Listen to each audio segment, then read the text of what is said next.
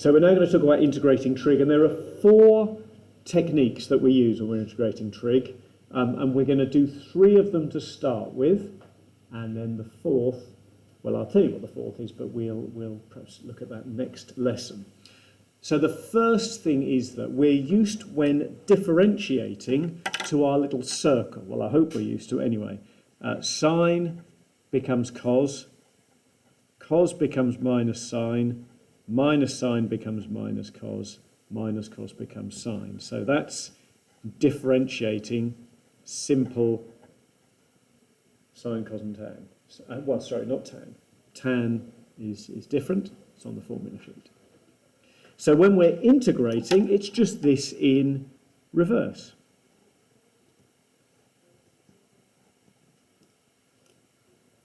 So, for example, if I integrate cos of x with respect to x, I just use my circle in reverse. I get sine x plus c.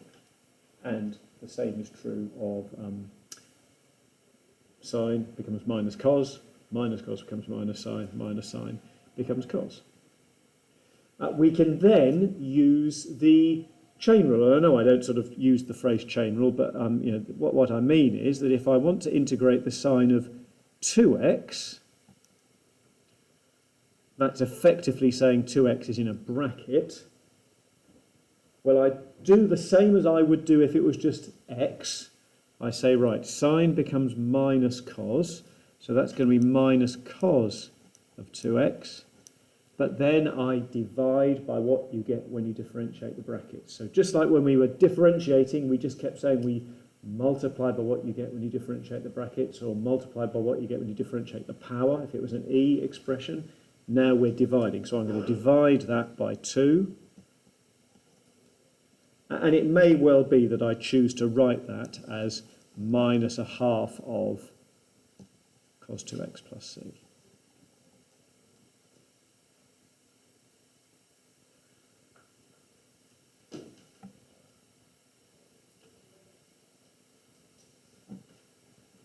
And this works for any linear expression. So cos of 3x minus 4, for example. I look at my circle, cos becomes sine. So the cos of 3x minus 4 becomes the sine of 3x minus 4. But then I divide by what I get when I differentiate the bracket, which is a 3. And I may choose to write that as a third of I say again, it's not that one is right and one is wrong, it is 2 ways of writing the same thing, just so you know that if you get that and the mark scheme gives you that, then you've done it right, and if you write that and the mark scheme gives you that, you've done it right.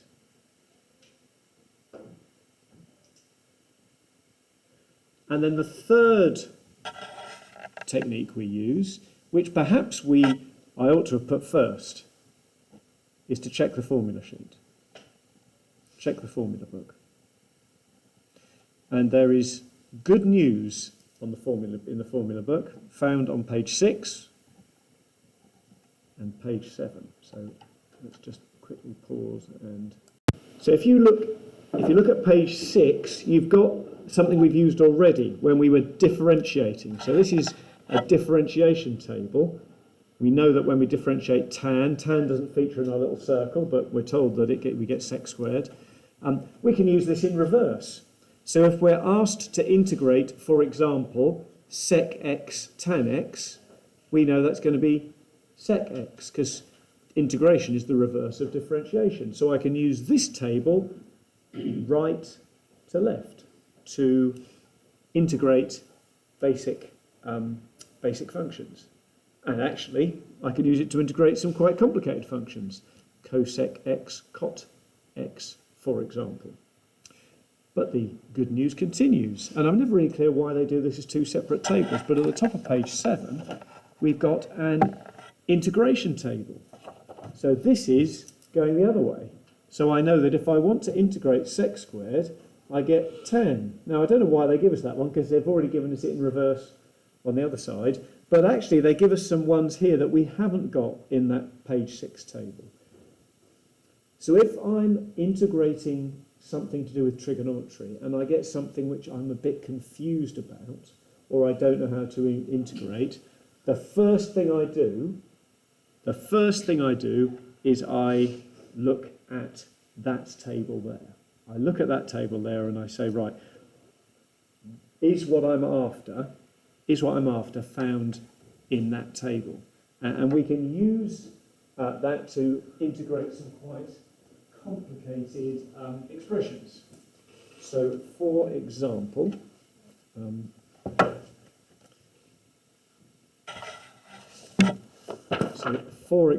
let's see if we can integrate cos x over sine squared x.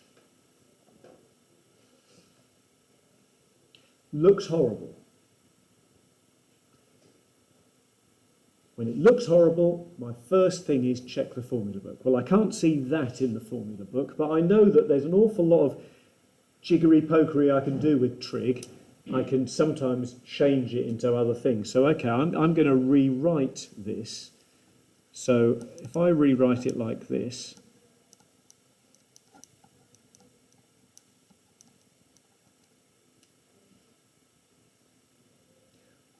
I note that I've got a cos x over sine x here.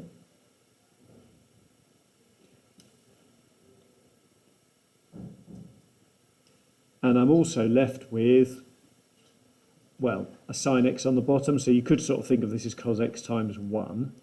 So I've got a 1 over sine x. So what I've got there is cos over sine is cot of x, and 1 over sine, third letter s, so that's cosec x. Now that still looks horrible, but before I worry about it, let's have a look on page 6 and 7 in the formula sheet. Can we find a way of integrating this on either page 6 or page 7?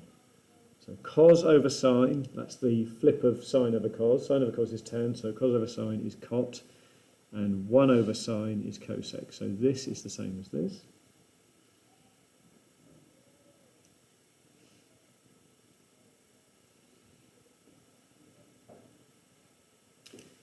And James, can you find this either on page 6 or page 7? Yeah. So is it, what's the answer going to be? Well, it's going to be ln sin x and multiplied by. Right, so we can't do it. If it was one thing plus another, we could do it as two separate things. But actually, because these two things are multiplied, I really need to find this as one single thing. So actually, page 7 is not where I'd look. If we look at page 6, you spotted it, Harry? Yeah. You've got. Yeah, so it'll be minus cosec. It'll be minus cosec. That's right. Yeah, because this is the answer to what you get. Well, it's not the answer, but when you when you differentiate cosec, you get minus cosec x cot x. This is if k is 1. So when I integrate this, which is not with the minus sign, that's going to give me just minus cosec x. So yours would have been okay if that was cot x plus cosec, but as it's one thing. And so often, something which looks horrible, we actually end up with something which is actually quite accessible to do. So we're going to do some questions from page, I'm going to write them on here, then I'll give out the books to people who are here. Page 295, we're going to have a go at question 1, which is just the first column. By that I mean A, C, E, G and I, and then we'll have a go at question 3. So I'll pause the video and hopefully, that's in the Active Teach book. I know we haven't used that for a while. That's the Pure 2 book. Right, I'm going to pause and we'll get on with that in class. Right, okay, so step 4 is to use the trig identities. Hooray, I hear you shout. How much we love those identities. But it's a good time to remind ourselves of them because they run through so much of what we do, almost like a stick of rock. And I could have said, well, let's spend some time doing an I Love Trig sheet. But actually, I'm wondering if we can go cold turkey and see if we can remember straight from the formula book. I don't know. So let me give you one relatively easy example and then one which is a classic case of something which is a bit more complicated. So what about if we're asked to integrate sine x cos x?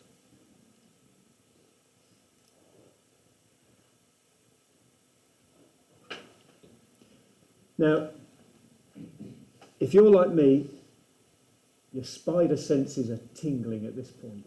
Okay, do they still say that in the Spider-Man movies? Does Tom Holland's spider senses still tingle? That's good. That just rings a bell for me. It rings a bell. And could anyone suggest which trig identity this might be something to do with? Sine 2x, look at that, yeah. Yeah, sine 2x is 2 sine x cos x. Okay? So what I've got here is half of that. So I've got a half of sine 2x. I haven't integrated yet. I've just used the identity to rewrite my question. Now, I couldn't integrate that, not on the formula sheet. It's not something I've learned how to integrate, but I can integrate this. I mean, firstly, it's got a coefficient, and we all know what's going to happen there. And sine 2x, well, let's go to my circle. Sine becomes minus cos when I'm integrating. So that's going to become minus cos 2x. I'm going to put the minus straight out in the front there already. And then, because it's not sine x, it's sine 2x, I've got to divide by what you get when you differentiate the bracket, which is 2. And so that gives me, if you take a quarter and divide it by 2, you get, sorry, if you get a half and divide it by 2, you get a quarter. So that gives you this.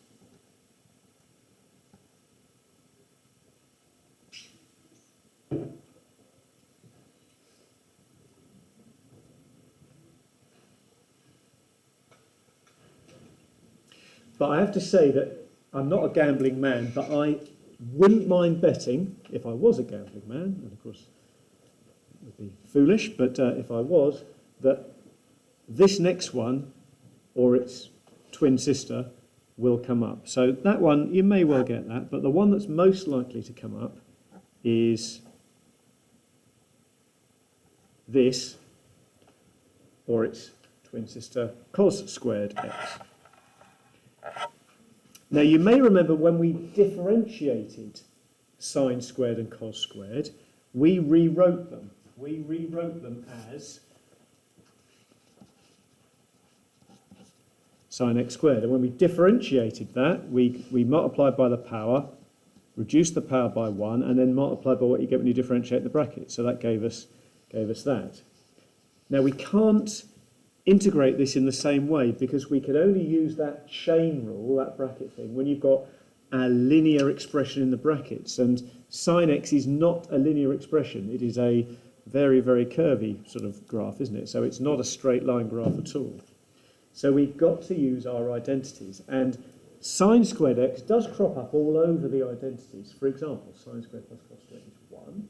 But that doesn't help me because it just means I could replace it with cos squared, and cos squared has the same problem. However, the cos 2x identities help us out here. Now, genuinely, I cannot remember the cos 2x identities apart from cos squared x minus sine squared x. That's what you get if you take the cos A plus B rule, then you make A and B both x. And I want something to do with sine squared x, so if I replace cos with 1 minus sine, so I'm sort of, this is like a live model of what I would do in an exam. I get 1 minus 2 sine squared x. Some of you will remember that, I know. Some of you have got amazing memories. I do not, so I've derived it. So I can rewrite this. I know, therefore, that 2 sine squared x is 1 minus cos 2x.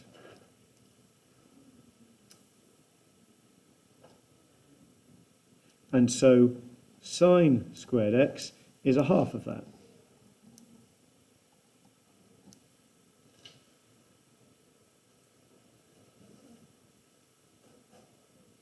I can't integrate sine squared x, but I can integrate 1, it's going to become x, and I can integrate cos 2x. And the half is a coefficient. That's going to pass through unchanged. In fact, I'm even going to put that outside the...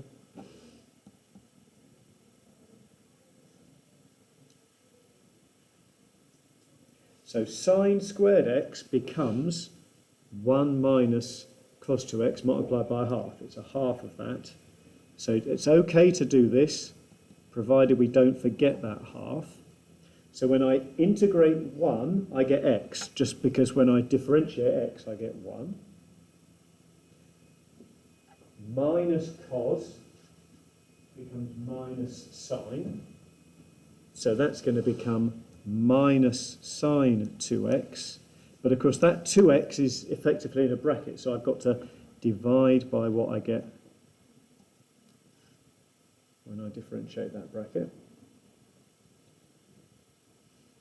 So if I look at what I've got at the end, I've got a half of x, or x over 2, and I've got a half of sine 2x minus sine 2x, so that's a quarter. And again, Pat, there you go, I'm just saying, right, plus some constant, because 2 times some constant is just another constant.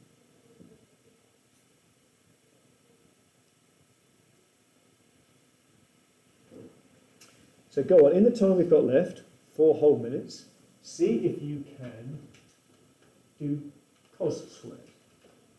It's very, very similar because we use the same identity. It's just at this point, I don't replace the cos squared x, I replace the sine squared x. So just see if you can have a quick go at that. I'm going to pause the video at this point and start it again. So this time I started with my cos 2x rule, but I replaced sine squared with 1 minus cos squared, which is always a bit more complicated because you've got the minus there. It's minus 1 plus cos squared gives you that. So I added the 1 and halved it to get an expression for cos squared, which is very similar to what we had a moment ago for sine squared. So when I integrate, this becomes x, that becomes a half of sine 2x. So we get something dramatically similar to the thing we just had. There we go. Obviously you'll all be able to access this if... but what we'll do next lesson then is we'll practice the use of the identities.